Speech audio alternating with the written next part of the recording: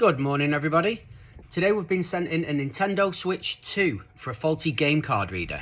Nintendo have quoted them over £200 for this repair, so we're going to see if we can save them a little bit of money. Enjoy! Okay, so we'll start by removing these two side stickers.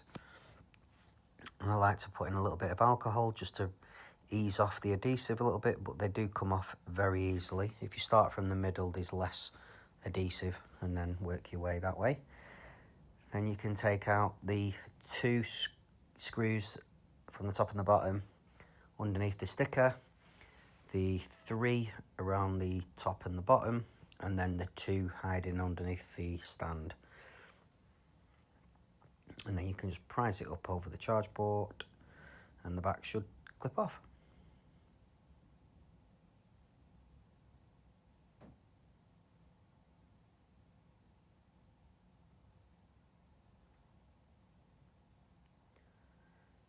Everything's quite easy to disassemble on these. It's nice that there's more modular bits on the antennas, so you can keep all the antenna flexes stuck to the metal plate. You don't need to unstick anything. Remember to unscrew that card reader as well, and then the whole bottom plate should just slide off nicely. Disconnect the battery straight away, and then you're good to go. You've got 4 screws now on the heatsink instead of the 3, and a little bit of glue. It is very thin, so try not to bend it. The headphone jack is now separate as well. That's modular, so that can pop off. And then start disconnecting everything like you normally did on the other Nintendo Switches. So as you can see, the card reader is actually soldered onto the board, so it's not an easy fix now to just quickly replace the card reader. So this is where we're going to have to think outside the box on this one, because we've not got a card reader in stock, because these are quite new. So we can see a pin that's folded right over, and when we see a pin that's folded right over like that, all you need to do is just touch it and it'll snap. You won't be able to bend it straight again. So let's look at it a different way.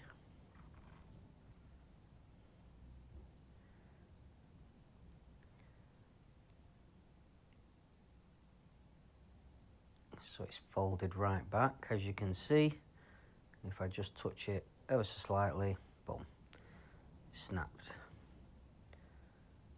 So what I'm gonna do is I'm gonna drill a hole on the top, exposing the area where that pin is.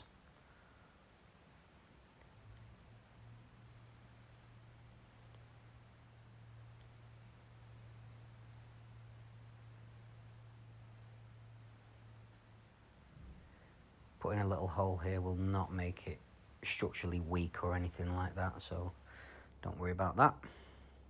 So you can see the half a pin there. So now what I propose to do is I'm going to pull another pin off a donor part from an old Nintendo Switch and solder it onto that pin. So I'll just put a little bit of flux on there so I don't forget. Let's get a fresh pin, because the bend joint, the bend area is right at the bottom of the pin, so it's not going to be bending where this solder joint is.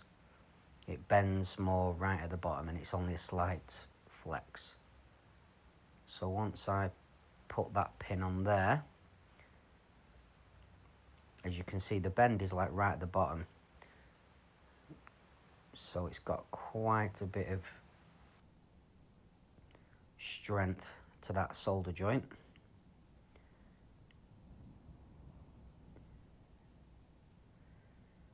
Just get it all nice and straight.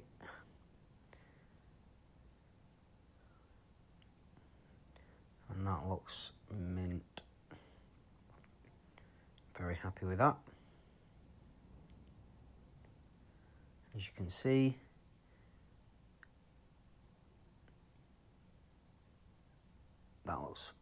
spot on.